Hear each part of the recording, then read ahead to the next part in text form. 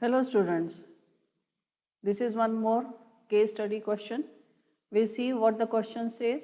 The question here is, we know that light has dual nature. The experimental observation of interference, diffraction and polarization suggests that light is a wave. On the other hand, experimental observation of photoelectric effect can be explained in terms of photon theory, suggesting that light has a particle nature. If the particle photon exhibits wave nature, do other particles such as electron, neutron, etc. exhibit wave nature? The answer is yes. In 1924, the French physicist Louis de Broglie proposed that moving particle, charged or uncharged, exhibits wave-like properties. He suggested that the wavelength lambda associated with the particle moving with linear momentum p is given by lambda is equals to h upon p, where h is Planck's constant. This equation is known as the de Broglie relation of, and lambda is called de Broglie wavelength. Lambda is called the de Broglie wavelength. The wave nature of electrons has been demonstrated in double slit interference like experiment and also in diffraction like experiments in which electrons were scattered from target consisting of a powder of tiny aluminum crystals.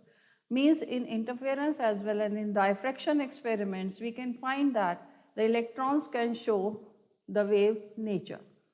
So on this basis we are going to solve the question. The first question here is, a proton and alpha particle have equal kinetic energies.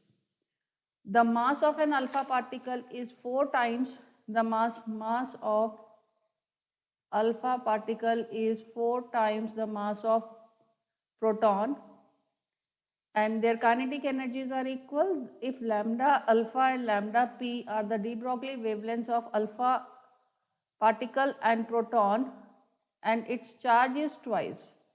Charge of alpha particle is twice the charge of proton. If lambda alpha and lambda p be the de Broglie wavelengths of alpha particle and proton, then ratio of lambda alpha upon lambda p is. Now here we have seen that lambda is equals to h upon p, and kinetic energy is equals to p square by 2m. Therefore, p is equals to under root 2 mk, p square by 2m. Therefore, wavelength of alpha particle upon wavelength of proton will be equals to h upon under root 2 mass of alpha into kinetic energy divided by h divided by 2 under root 2 mass of proton into kinetic energy. Since h is same, 2 is same, kinetic energy is same, therefore lambda alpha upon lambda proton is equals to under root mass of proton upon mass of alpha, that is equals to 1 upon 4 root, therefore that is equals to 1 by 2, and 1 by 2 is option C. So option C is the correct answer. Now we see the question number 2. In question number 2, in question 1 above, what is the ratio of lambda alpha upon lambda p if alpha particle and proton have equal momenta? Means momentum of alpha is equals to momentum of proton. Now wavelength of alpha is equals to h upon p alpha, and wavelength of proton is equals to h upon p proton. Therefore, lambda alpha upon lambda proton is equals to H upon P alpha multiplied by momentum of proton upon H. H gets cancelled. This also gets cancelled because they are equal. So this ratio becomes 1. So option A is the correct option. In first question, we are having option C. Here the answer is option A. Now for the third question. In question number 3, again in question 1 above, what is the ratio of lambda alpha upon lambda p if alpha particle and proton have equal velocities? Means we are given velocity of alpha is equals to velocity of proton. Now wavelength is equals to h upon p, which is written as h upon mass into velocity. Therefore, lambda alpha can be written as h upon mass of alpha, velocities are equal. Now lambda p is equals to h upon mass of proton, velocity of proton. H gets cancelled, velocities gets cancelled. So this is equals to mass of proton upon mass of alpha, that is equals to 1 upon 4. So we get option D as the correct option. So in this case, we are having option D. Now in the fourth part of the question, in question 1 above, what is the ratio of lambda alpha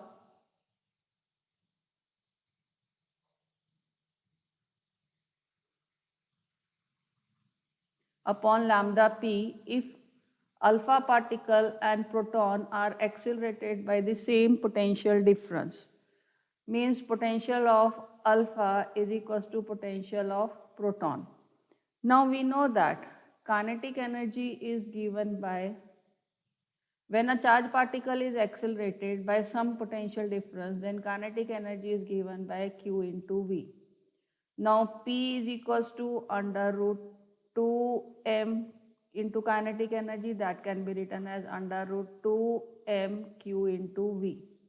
Therefore, now lambda alpha upon lambda proton will be equals to h upon under root 2 mass of alpha, charge of alpha into potential divided by h upon under root 2 times mass of proton, charge of proton into potential. Since h is same, Planck's constant, 2 is same, cancelled out, and potential is same, cancelled out.